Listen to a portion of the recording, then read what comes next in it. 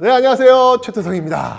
자, 문화재 시간입니다. 퀴즈 한번 풀고 출발해야 되겠죠? 오늘 퀴즈는 죄송해요, 주관식이에요.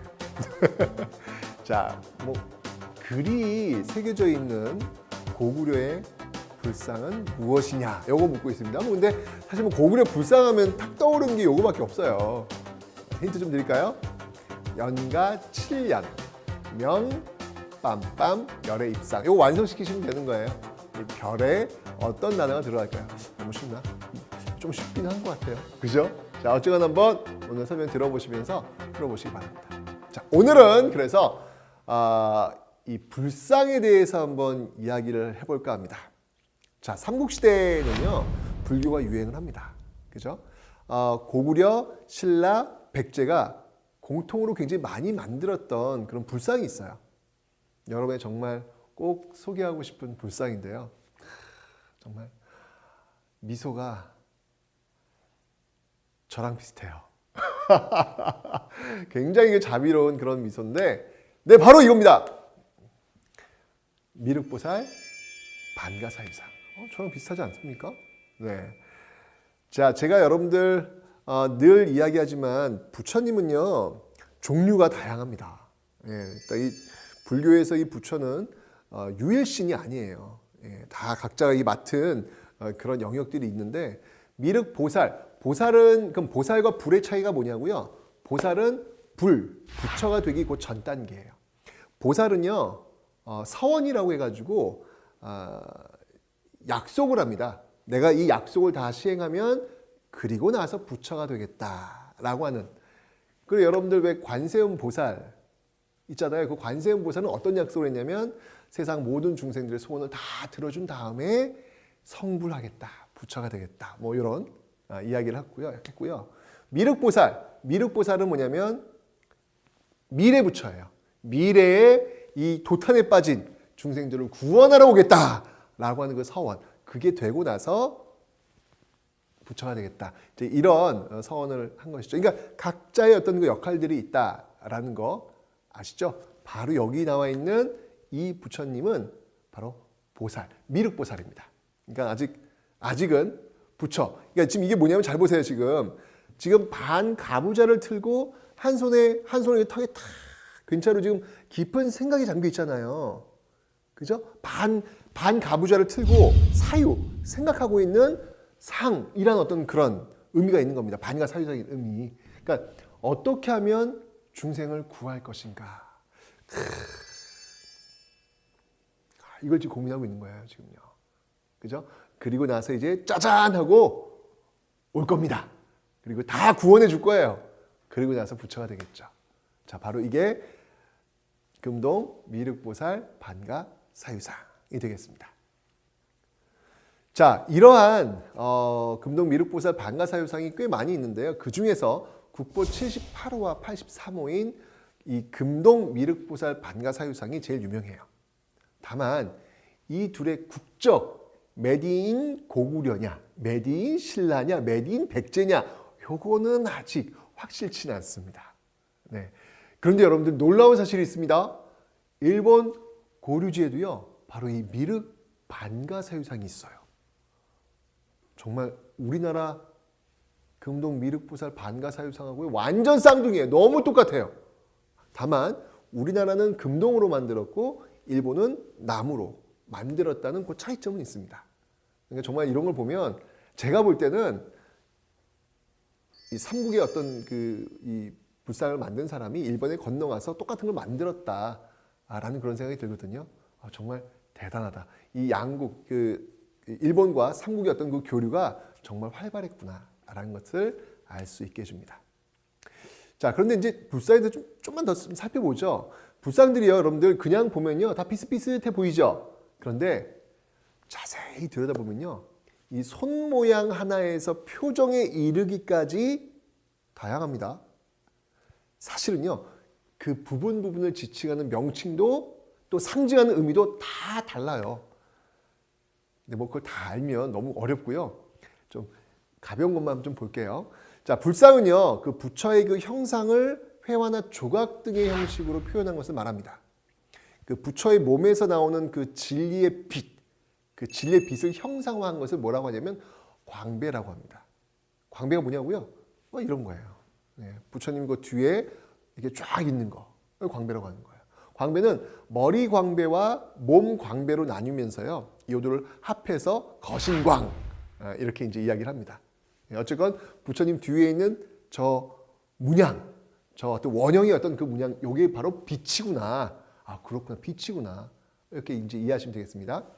자, 그다음에 이제 부처님의 그 정수리에 보시면요, 이 상투처럼 우뚝 솟은 이 보이시죠 지금, 그죠? 이 혹처럼 생긴 것은 육계라고 합니다.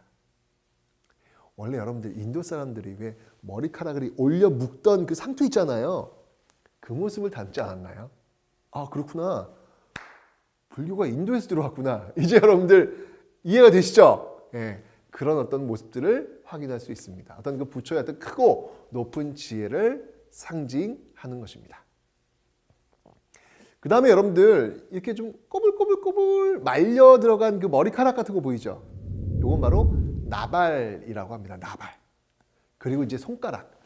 보시면요, 이 부처나 보살이 스스로 깨달은 것을 표현하기 위해서 손 모양을 뭐 이렇게 짓기도 하고, 뭐 이렇게 짓기도 하고, 그죠? 지금 굉장히 그 다양한 어떤 그 손 모양이 나오는데 이걸 뭐라고 하냐면 수인이라고 합니다. 수인이라고 합니다. 그러니까 이런 어떤 모습을 보면서, 특징들을 보면서, 아, 이거는 어떤 부처님이야, 이런 것들을 알 수가 있는 거예요. 아, 이거는 아미타불이야. 아, 이건 미륵불이야. 아, 이거는 뭐 약사열애야. 뭐 이런 것들을 어떤 손 모양이라든지 어떤 그 몸짓 이런 걸 통해서 확인할 수 있다라는 것이죠. 자, 다시 삼국시의 그 불상들을 한번 만나보도록 하겠습니다. 고구려의 대표적인 불상은 연가 7년 명 금동열의 입상입니다. 이름하면 너무 길죠? 연가 7년 명이라고 할 때 그 명은요, 이름 명자가 아니고요, 새기는 거예요. 연가 7년이라고 하는 게 새겨졌다는 이야기예요. 자, 이 사진 한번 보시죠. 네, 이제 연꽃 받침위에 선 부처님이 자신의 몸집보다 더 큰 후광, 제가 이건 빛이라고 아까 설명드렸죠? 네, 자, 이렇게 빛을 받으면서 서 있어요. 연가 7년은요, 539년을 뜻하고요, 열에는 석가모니처럼 그 깨달은 자를 의미합니다. 이 불상은 539년에 천불, 천년의 그 불상 중에서 29번째 부처님이 되는 것입니다. 부처의 그 몸에서 나오는 그 빛을 형상화한 게 광배라고 했잖아요. 그래서 연가 7년 명 금동 열화 입상에는 광배의 요 빛, 그 뒤에 누가 이 불상을 만들었는지, 왜 만들었는지, 그리고 언제 만들었는지 이런 설명이 새겨져 있는 것이죠. 그래서 이 불상을 만든 연도를 추정할 수 있는 것입니다. 정말 이런 거 고맙죠. 네, 항상 만들 때 그 시기를 좀 이렇게 꼭 기록해 주는 습관, 이거 후손들을 위해서 참 이거는 꼭 필요한 일입니다. 네, 아주 그래서 이 연가 7년 금동 열의 입상은요, 참 우리한테 많은 정보를 주고 있습니다. 근데 이게 잠시 불상 뒷부분 한번 볼게요. 자, 지금 보시면 그 고구려 시대 평양에 동사라는 절이 있었는데, 그곳의 그 승려들이 말이죠, 이 1000개의 불상을 만들어 세상에 널리 퍼뜨리고자 했다. 뭐 이런 이야기들이 좀 적혀 있습니다. 연가 7년 명 금동 열의 입상은요, 그때 만들어진 불상 중 29번째 불상이다. 이렇게 지금 쓰여 있습니다. 일반적으로 이 고대에 만들어진 불상은요, 그에 대한 기록이 거의 없어서 시대나 제작 국가 등 구체적인 내용을 밝히기가 정말 어렵죠. 근데 이 연가 7년 명 금동 열의 입상은요, 제작 연대, 제작자, 제작지, 제작 사유 이런 것들이 정말 자세히 적혀 있어가지고 우리나라 고대 불상 연구에 큰 도움을 주고 있는, 연구하시는 분들한테 이건 정말 보물이에요, 보물. 네. 연가 7년 명 금동 열의 입상이었습니다. 백제의 불상들은요, 굉장히 부드럽고 온화한 얼굴을 하고 있는 경우가 많습니다. 백제 불상의 백미, 우리가 좀 친숙하게 알고 있는 불상이 있다면 뭐가 있을까요? 서산에 있습니다. 서산 용현리의 마의 열의 삼존상. 우리가 일반적으로 백제의 미소라는 말로 유명하죠. 제가 웃고 있는 모습하고 비슷하지 않습니까? 죄송합니다. 자, 예전에는요, 서산마의 삼존불이라고 이렇게 불렀었는데 이제는 이제 동네 이름인 용현이가 딱 붙어야 돼요. 예, 동네 이름 용현이 붙어가지고 마에는 뭐냐면 마에는 암벽에 그 도드라지게 조각한 것을 마에라 그래요. 마에. 근데 이 불상의 이 미소에는요 비밀이 있어요. 어떤 비밀이 있냐고요? 아침, 점심, 저녁으로요 웃는 모습이 달라집니다. 뭘까요, 여러분들? 뿐만 아니라 이 불상을 보호하는 그 가리개 있잖아요. 그 가리개를 딱 씌워버리면요 순간 부처님은요 웃지 않으세요. 그 미소가 사라집니다. 도대체 무슨 일일까요? 아침, 점심, 저녁으로 웃음이 변한다? 거기다가 탁 가리개 씌우면 웃지 않으신다? 화가 나셨다? 왜 그럴까요? 자, 이 마의 삼존불을 자세히 한번 보세요.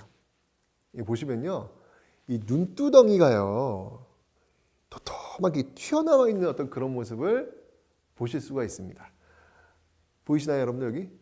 네, 그래서 자연광, 위에서 내리쬐는 그 자연광이 내리쬐면요 그림자가 지면서 그 도톰하게 튀어나와 있는 그 불상의 그 눈에 그림자가 지면서 비로소 자연스러운 미소가 입, 눈 이런 쪽에서 얼굴에 그 미소가 생기는 것입니다. 그러니까 아침, 점심, 저녁으로 왜 미소가 달라질까요? 햇빛이 이렇게 움직일 거 아니에요. 그러면서 거기 생기는 그림자도 달라지니까 그 그림자를 통해서 미소가 달라지는 것처럼 보이는 거겠죠. 그러니까 만약에 가리개로 딱 태양을 가리면 어떤 일이 벌어질 것 같아요? 그렇죠. 띵 환한 얼굴. 이 그림자가 없어져 버리니까 웃는 얼굴이 사라질 수밖에 없는 것이죠. 그런 어떤 자연광을 고려하면서 만든 불상. 참 대단한 것 같아요. 자, 비슷한 불상이요 신라에도 있어요.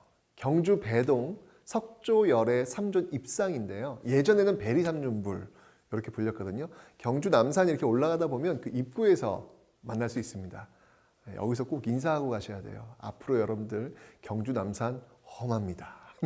그 전에 거기서 부처님 만나시고 잘할 수 있도록 도와주세요로 절하고 올라가셔야 돼요. 자, 그렇게 만나는 게 바로 이 베리 삼존불이 되는데, 자, 그런데 지금은요 보다시피 이게 보호각 아래에 모셔져 있어가지고 미소를 볼 수 없습니다. 역시 마찬가지로 이 자연광이 내려와서 이 얼굴의 그림자를 통해서 미소가 나오는 건데 지금 이렇게 가려져 버린 것이죠. 자, 이제 통일신라로 한번 가보도록 하겠습니다. 통일신라 시대의 뭐 대표적 불상 딱 나와야죠. 석굴암 본존불. 그죠? 지금은 유리벽 속에 있죠. 이 불상은요 정말 보면 볼수록 대단하다 이런 생각이 듭니다. 삼국시대의 그 부처님들의 그 소탈한 어떤 미소 짓고 있는 어떤 그런 모습과 비교를 한번 해보세요.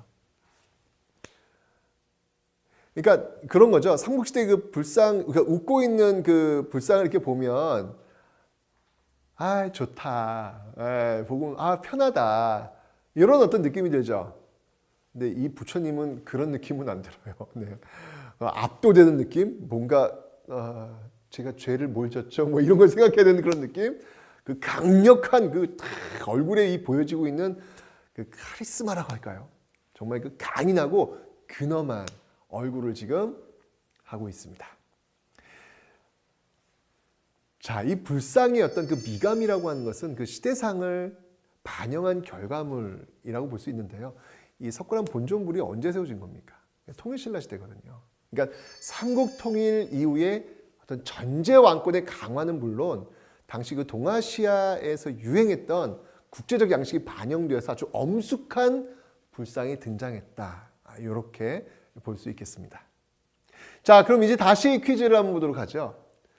글이 새겨져 있는 고구려의 불상은 무엇인가요? 연가 7년면 땅땅 열의 입상.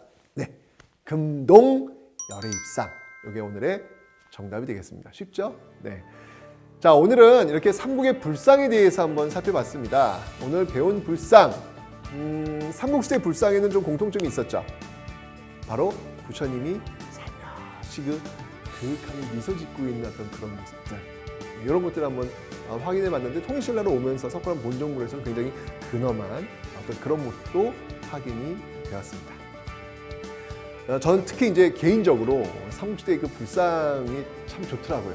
보고 있으면 왠지 모르게 좀 이렇게 기분이 좋아지고 뭔가 좀 이야기를 하고 싶은 그런 느낌이 드는데 어쨌건 여러분들 이런 그 웃음이 여러분한테 좀 힐링이 되기를 바라면서 이 시간 마치도록 하겠습니다.